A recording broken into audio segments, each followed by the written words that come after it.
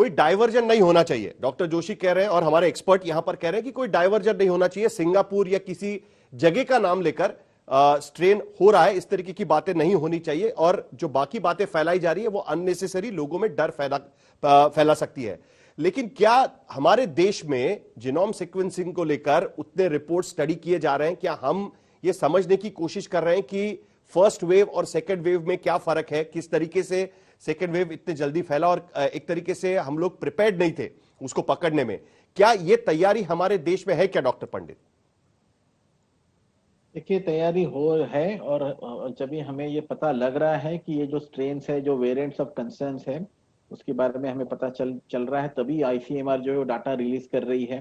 महाराष्ट्र में भी जो नेशनल इंस्टीट्यूट ऑफ वायरोलॉजी है, उन्होंने भी पहले जो विदर्भ से जो स्ट्रेन पाए गए थे, उस स्ट्रेन के बारे में भी बताया था और उसके बारे में भी सतर्क किया था। तो हमारी स्टडीज हो रही है। अभी आप बिल्कुल ये कह सकते हो कि कोई दूसरे देश में इतने हजार स्ट्रेन, इतने हजार जीनोम सीक्वेंसिंग होते हैं, हमारे देश में इतने नहीं हो रहे।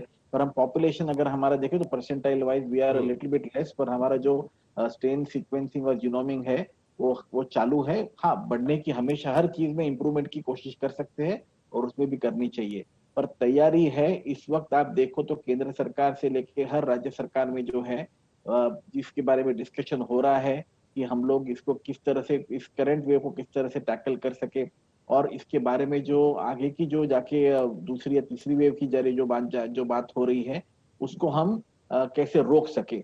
हमको जो है तीसरी वेव को रोकने के लिए, जैसे डॉक्टर जोशी साहब ने बताया कि हमको डबल मास्किंग की बात करनी है। डबल मास्किंग की बात हम लोग कम से कम 2-3 महीने से कर रहे हैं कि सब लोग डबल मास्क पहनिए, और उसका जो है ट्रांसमिसिबिलिटी हम रोक सकते हैं। हम आगे जाके ये पक्का पता नहीं है किसी को भी कि ये थर्ड वेव आएगी या नहीं आएगी, ये सिर्फ अनुमान है। हम अनुमान लगा रहे हैं दूसरे देशों को देख के कि जो अमेरिकी कॉन्टिनेंट में या यूरोपियन कॉन्टिनेंट में जो हुआ, उसी तरह से या क्या भारत में भी हो सकता है कि नहीं।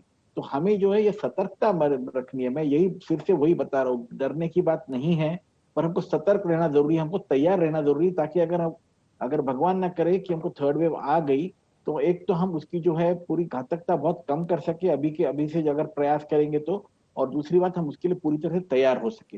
ये दोनों चीजें बहुत इंपॉर्टेंट है, वही रिपीट कर रहा हूँ फिर से। ठीक है, घातकता कम करने के लिए मास्क के साथ साथ एक और बड़ी हथियार है वैक्सीनेशन का, उसके बारे में मैं आपसे बात करूंगा ही, और उसके साथ साथ एक और चीज के बारे में आपसे बात करूंगा कि किस तरीके से सेकेंड वेव जो शुरू हुआ था महाराष्ट्र के अमरावती से शुरू हुआ था और उसके बाद वो धीरे धीरे पूरे महाराष्ट्र को उसने अपने चपेट पे ले लिया था। लेकिन इस वक्त एक अहम बात यह भी करना बहुत जरूरी है कि पहले वेव में और दूसरे वेव में फर्क यह दिखाई दे रहा है कि दूसरे वेव में पोस्ट कोविड जो दिक्कतें खड़ी हो रही है उसके वजह से लोगों के मरने की संख्या भी बढ़ती जा रही है। डॉक्टर लकड़ावाला, आपने जो कोविड फील्ड हॉस्पिटल है वो चलाया हुआ है, क्या आपके नजर में पोस्ट कोविड जो इश्यूज खड़े हो रहे हैं आज की तारीख में, उसके वजह से जो लोगों की मौतें हो रही है, क्या वो ज्यादा आपको सेकेंड वेव में दिखाई दे रही है और उस पर अब कैसे काबू होना चाहिए, उसके बारे में बताइए। साहिल, पहले तो दो तीन चीजें हैं पहले वेव और सेकंड वेव में। पहली वेव जब आई थी तब हम लॉकडाउन की स्टेट में थे, तो इतनी तेजी से नहीं फैला था। सेकंड वेव जब आई थी तो हमारी पूरी कंट्री ओपन हो चुकी थी। तो इसके लिए जो तेजी से ये बढ़ा है, और जितने नंबर्स जो हमें पहले 3 महीने लगे थे वो नंबर्स पहुंचने के लिए, वो हम प्रॉब्ली 2 हफ्ते या 3 हफ्तों में पहुंचा है। तो इसके लिए हमारी जो संस्थाएं थी, हॉस्पिटल बेड्स थी, आईसीयू रिक्वायरमेंट्स थी, दवाइयों की जरूरत थी या ऑक्सीजन की जरूरत थी, बहुत तेजी से बढ़ा है। इसके लिए हम थोड़े पीछे है। दूसरी चीज ये देखी गई तो पहले वेव में ज्यादा करके बीमारी ओल्डर लोगों में या जिनकी उम्र 50 से ऊपर की थी, जो उनको रिस्क फैक्टर्स बहुत ज्यादा थे। फिलहाल सेकेंड वेव में क्योंकि बाहर जाके लोग काम कर रहे हैं, तो 30 से 50 की आयु के बीच के लोग भी काफी अफेक्टेड हो चुके हैं। जैसे कि डॉक्टर शशांक जोशी ने बताया कि पहले वेव में सिर्फ 1% बच्चों को ये वायरस हुआ था।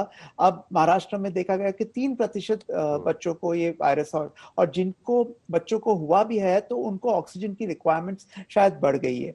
तो ये फर्क है पहले और सेकेंड वेव में। सेकेंड वेव में ये भी देखा गया है कि अब वैक्सीनेशन शुरू हो गई है, तो वैक्सीनेशंस के चलते भी, वैक्सीनेशंस के पहला किसी ने 1 डोज लिया रहता है, किसी ने 2 डोज लिए रहते हैं, तो उसके चलते क्या हो गया है कि अस्पताल जाने का दर थोड़ा कमती हो गया है, सिवियरिटी बीमारी की थोड़ी कमती हो गई है। वेरिएशंस तो हमेशा रह गए। तो जैसे कि इतने तो वरिष्ठ डॉक्टर ने पहले भी बताया है कि हमें तैयारी गंभीरता के लिए करनी चाहिए, जो भी सबसे वर्स्ट है उसके लिए करनी चाहिए, लेकिन हमें प्रार्थना ये करनी चाहिए कि शायद वो थर्ड वेव आए ही ना, और आए तो भी हमारे बच्चों को अफेक्ट ना करे जिस प्रमाण से हम तैयारियां कर रहे हैं। तो मेरा मानना ये है कि हम जैसे सेकेंड वेव आया है, जिस तेजी से बढ़ा है, अगर तीसरा वेव आए तो हमें उसके लिए तैयारी करनी चाहिए। जैसे कि डबल मास्किंग डॉक्टरों ने बताया, वैक्सीनेशन बहुत ही जल्द प्रमाण पे हमें जितनी ज्यादा लोगों को करनी चाहिए, तो कि ये तीसरा वेव आए ही ना। जैसे कि आप मानोगे कि यूएस और यूरोप में उन्होंने मास्किंग भी छोड़ दी है, क्योंकि उनकी प्रोपोर्शन इतने लोगों की वैक्सीनेट हो चुकी है।